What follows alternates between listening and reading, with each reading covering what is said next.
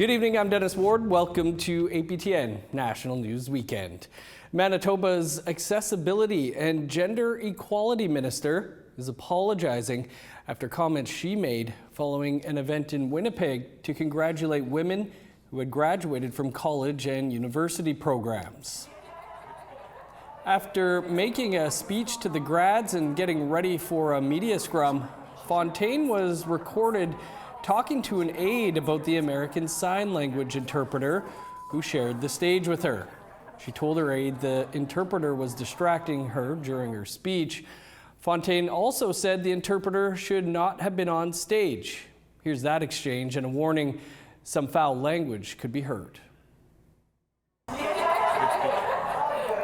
okay. I was thrown off. It wasn't great, but because the woman, she shouldn't have been on the stage. I couldn't see anybody on the side, and all I could see her was her frantic hand. Yeah, so I'm like, why did I have on the stage?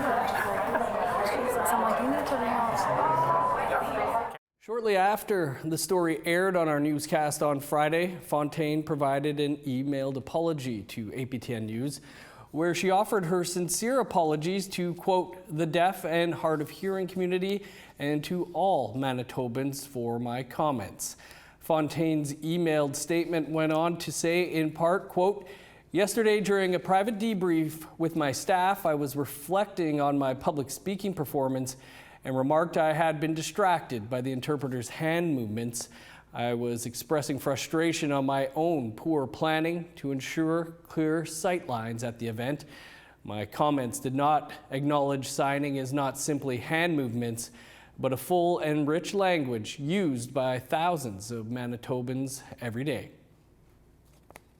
You can find more on this story on our website, aptnnews.ca. Two elected officials from Métis Nation, Saskatchewan say they're being blocked from doing their jobs. They claim they're being shut out of the roles they were democratically elected to fill. Video journalist Rachel May reports. This is about the integrity of our governance, about the right of elected representatives to do their job they were chosen to do, about ensuring that Métis women are no longer silenced for speaking up. MNS Regional Representative Sherry McLennan of Western Region 2 and Wendy Gervais of Western Region 3 have been suspended from the Provincial Métis Council after a harassment complaint and investigation. On January 21st, a video of MNS CEO Richard Quintel went viral. In it, he named McLennan, Gervais, and two others, accusing them of ongoing harassment. On January 31st, the four women filed a formal harassment complaint against Quintel. MNS launched an independent investigation. While results are confidential, MNS says Quintel's complaint was founded. The women's was not. Gervais was asked if she thinks she and McLennan are being targeted because they're women. All I can say is from my own experience. And from my own experience, a woman at that table, I have not been allowed to work in a safe environment, at least something that I feel safe in. McLennan says that confidentiality limits what she can say, but urges citizens to remember that what's happening now can't go on. I want you to know that our voices are not being heard and our Constitution is not being followed. And our Constitution is our Bible. That's the way of our land, and it's not being followed. So it's affecting all of us. They say they were told they can return to Provincial Métis Council meetings only if they publicly apologize to the CEO. MNS released a statement confirming that without an apology, McLennan and Gervais will remain barred from meetings, stating that the results of the 2025 MNS election in May have no bearing on their responsibility to provide public apologies to the CEO. The sanctions ordered by the PMC suspending them from their duties on PMC will remain in effect until such time as the public apologies are received. Rachel May, APTN National News, Saskatoon. After almost a decade, a nonprofit organization representing First Nations in the Yukon has elected a new Grand Chief. As Sarah Connors tells us, the new Grand Chief is eager to get to work. Give another big hand to the new Grand Chief. Smithia Alatini wants to build unity amongst First Nations in the Yukon, and now she'll get the chance to do just that. Alatini is the new Grand Chief for the Council of Yukon First Nations, or CYFN. She was elected at its annual General Assembly near the community of Teslin on Wednesday. Thank you so much. And sheesh. After 4 lengthy rounds of voting, Alatini came ahead of former Grand Chief Ed Schultz 31 votes to 23. While 33 votes was needed to win, Schultz conceded. I am going to respectfully bow out of this contest and say to Smithia, you have my support. I want to thank Ed for conceding and keeping goodwill within the tent, and really look forward to the next mandate of bringing people together. Alatini previously served as the chief of the Kalani First Nation and ran for the Territorial Liberals in 2016. One of her top priorities includes a recent resolution to merge the Grand Chief position with the AFN Yukon Regional Chief into a single role. The first one that is mandated right now is building unity and looking at the organizational structure to respond to national files and territorial files. Alatini is taking over the reins from Peter Johnston, who's held the role since 2016 and opted not to run for a 4th term.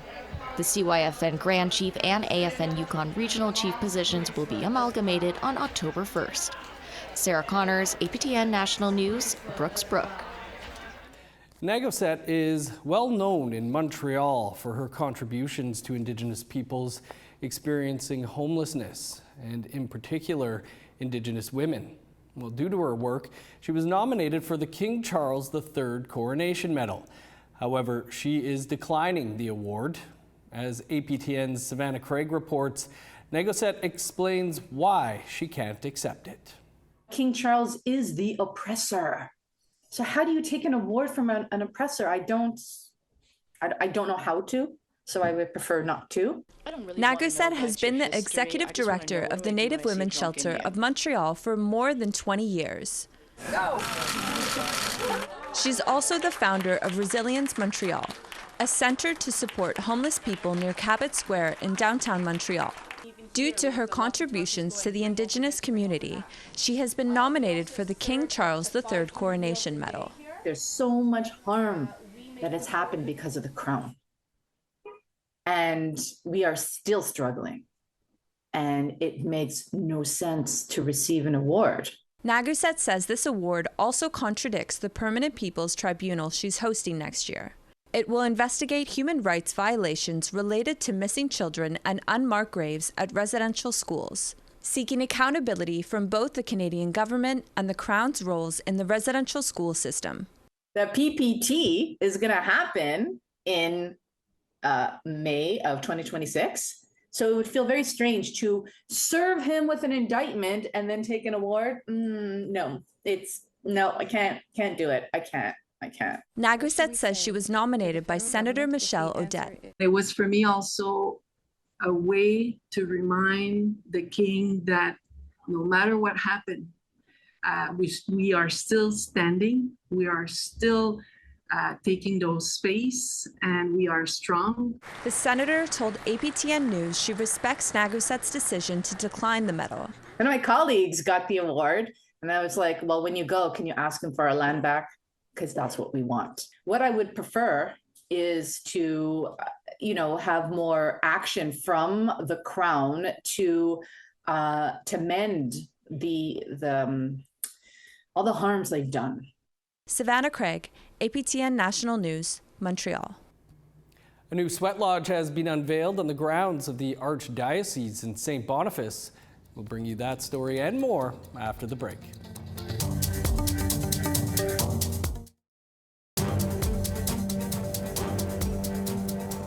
Welcome back. In Winnipeg, a sweat lodge was unveiled at the Archdiocese of St. Boniface to honor a grandfather rock on its grounds. The lodge was created in partnership with Elder Clayton Sandy and students from Murdoch McKay Collegiate. And it's part of the church's efforts to build renewed relationships with the Indigenous community. Sierra Bettens was at the ceremony and has more. This rock has been the centerpiece of the Archdiocese of St. Boniface Heritage Garden since it was gifted about a decade ago. But Archbishop Albert Legat says it took on a new meaning after a conversation with Elder Mary Cushane a few years ago. She said, well, you know, in Native spirituality and of several First Nations peoples, the rock has a very, very spiritual, important value. And I asked her, well, tell me more about it. It became a grandfather rock, and on Friday morning, a sweat lodge was unveiled to honor it. The project was spearheaded last summer after Legat met knowledge keeper Clayton Sandy from the Sioux Valley Dakota Nation. And last July or August, he called me here and introduced me to the rock and said that give me the history of the rock and then asked if I had any ideas what we could do with it. And this is what I came up with. Students from Murdoch McKay Collegiate in Winnipeg built the lodge. They did the measurements and then and I took them out to my sweat lodge just to look at the whole design. The students also participated in the sweat, an experience Vice Principal Jordan Yvonne Moreau says was transformative. This project was always more about learning than just learning about a sweat lodge.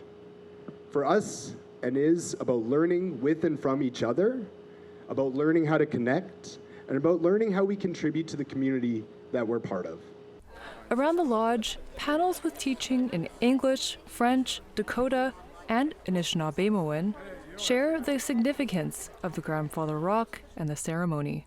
We call them grandfather rocks. We usually bring about 21 into the sweat lodge and we heat them up for a couple of hours, and when that water hits that rocks, the grandfathers are giving up their lives to help us heal. Legat says the Archdiocese has been working to meet the Truth and Reconciliation 60th Call to Action.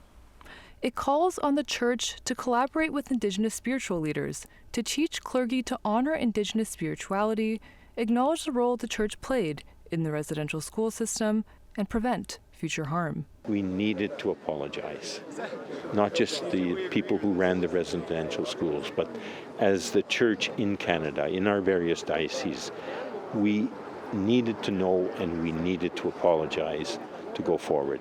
Legat says the Archdiocese is also looking to transfer title to some of its land for elders to share teachings and hold ceremonies.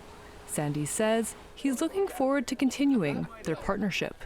This is just part of that journey. And I think the more that we can get in front of people and provide our culture, our history, stories, it should be, it's all about building relationships, eh? He encourages those in Winnipeg to visit the lodge at 151 Avenue de la Cathédrale. Sierra Buttons, APTN National News, Winnipeg. Colorful, intriguing, sometimes even interactive. Urban installations are popping up everywhere in our cities. We come across them at street corners, often without knowing their story. But in this case, we definitely recognize its Indigenous roots. APTN's Kim Sullivan has more. Regarde le jaune vert, là, c'est gris. Ouais, vraiment. For over a decade, Créos, a family-owned business in Quebec, promotes art and transforms public spaces into must-visit destinations. On veut avoir puis créer des moments vraiment de réunion, que dans ce moment-là, on se concentre sur qu'est-ce qu'on vit, qu'est-ce qu'on voit, qu'est-ce qu'on entend, qu'est-ce qu'on sent.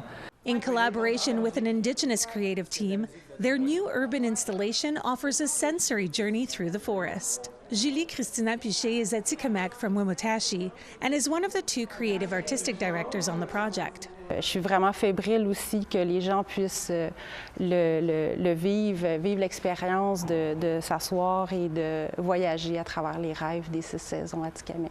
Wedgie Kuninut, The 6 Seasons, came to life with the help of Dave Jennis from the Wolastoqiyik Washipikuk First Nation and in collaboration with artists Ryoma Awashish from Abedjuan, Etienne Thibault from Mastayache, and Serge Maheu.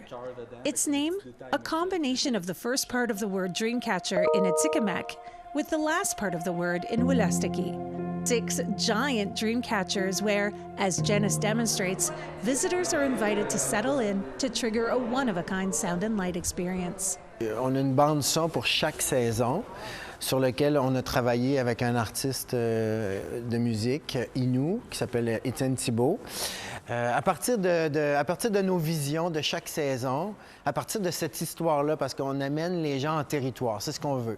Janice adds that these installations are an homage to the land and to our Indigenous identities. Celui-là, il y avait beaucoup plus de billes, puis on était comme ouf. To give life to these dreams, Janice and Piché worked with partners like Créos, Houston First, and Init.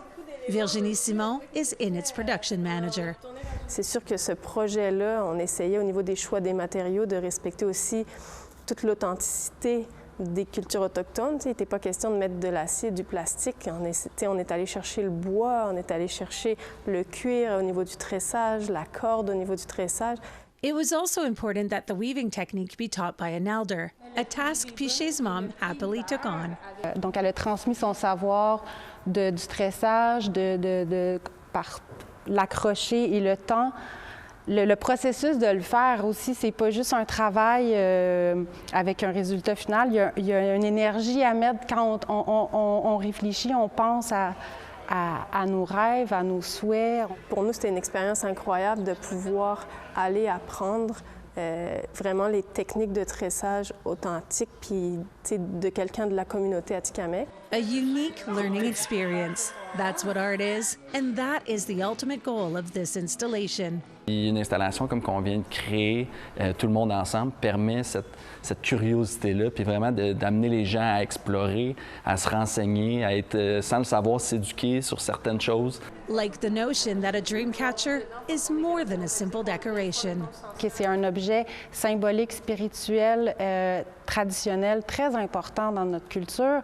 Et là, on lui redonne toute sa valeur. Ils vont peut-être avoir un petit peu plus de respect d'où viennent leurs capteurs. Est-ce qu'il a été fait par des Autochtones? Pour moi, ça, c'est important de faire réfléchir les gens puis qu'ils apprennent quelque chose à travers notre culture du capteur de rêve. Mirosquawin. Each module represents one of the 6 Atikamekw seasons, from Sikon, pre-spring, to Pipon, winter.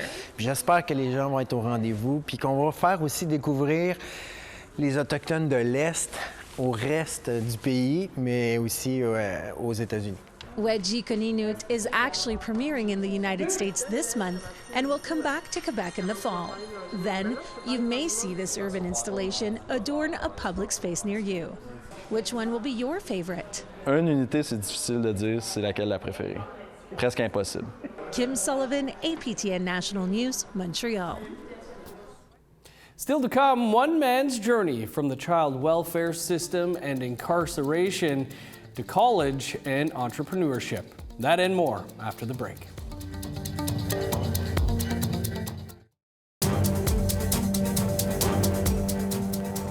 Welcome back. Growing up in Winnipeg can be challenging for some, but as Joey Lequette shows us, with consistency and hard work, you can make a change. Lequette has pushed through his struggles and has now found a new purpose in life, one he's sharing with others. Dylan Cloud explains. Dreams were the only thing Joey Lequette had until he put action into motion. Now he has his life on lock for a new beginning.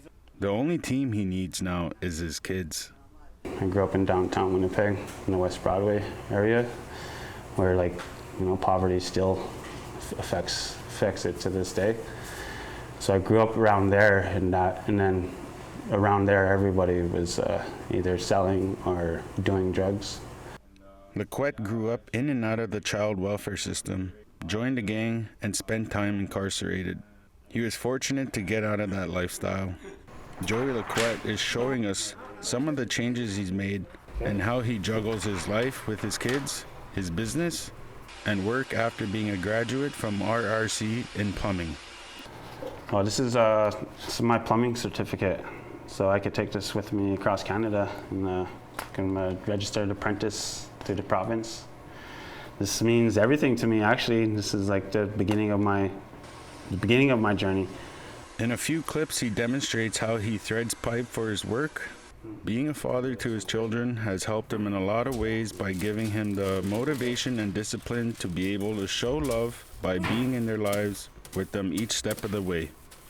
my fatherhood and the way I raised my kids and a lot of the good morals of it, right? Like dinner times and routines. Routines are big, yeah. So we have bedtimes and everything around here, and to have goals and dreams, that's the big thing. Laquette was once lost, says he's finding his way back and getting in touch with his culture. I was like, how to start a clothing business, right? Like, cause I had the artistic side of it, right? I was like, I knew I could make designs, right? I was like, I knew I had the artistic, I could see certain things in my head, and then I was like, I had the idea, right? But then I was like, how do I start? So I just looked up on YouTube videos of how to start a clothing business. Laquette hopes his clothing designs hit home with others. You can check them out on his website, wearbyjared.com. Dylan Cloud, APTN National News, Winnipeg. Now to Vancouver, where APTN's Tina House caught up with an entrepreneur that's created a business that's giving back to the community in a big way. At this point, I add essential oils to make a beautiful smell in the soap. This is one of our most popular soaps. Since 2018, Lynn Marie Angus started making soaps, bath bombs, and other products in her basement. Her business orders mostly came in online, and she got creative by utilizing traditional knowledge and incorporating cedar, lavender, sage, and sweetgrass into her products. In 2022, she opened the Sister Sage storefront in East Vancouver.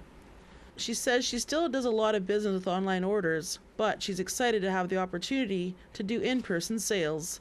However, not only is she a businesswoman, but also an activist with slogans like "Decolonize Your Shower."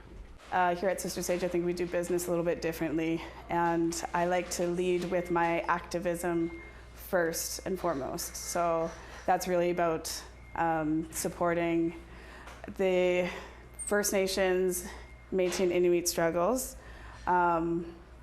advancing ideally reconciliation. Sister Sage uses some of the profit to give back to the community by supporting giveaways on Vancouver's downtown east side and giving away backpacks with school supplies to kids from low-income families. In honor of National Indigenous Peoples Day, we here at Sister Sage created this gift box that will be available for the rest of the month. And it contains a cedar smudge spray, a cedar soap, a bath bomb, and a liquid soap.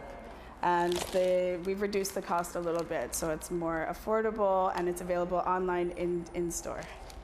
And these 2 bars of soap have special meaning to her. So these are 2 of my most special soaps. When I first started making soaps, I wanted to honor my parents, and so I come from the Métis Nations on my dad's side, and this is my West Coast soap. And I really love it because I get to be creative and feel like an artist when I'm working. And then on my mom's side, I'm Cree Métis, and so this powwow soap was to honor her as well. Sister Sage has won numerous business awards, and Lynn Marie says her goal is to continue to change stereotypes of Indigenous people, 1 bar of soap at a time. Tina House, APTN National News, Vancouver. And that is all the time we have for your APTN National News for this weekend. For news anytime, you can visit our website, aptnnews.ca. I'm Dennis Ward. Marcy McGuitch, thanks for being with us. Enjoy the rest of your weekend.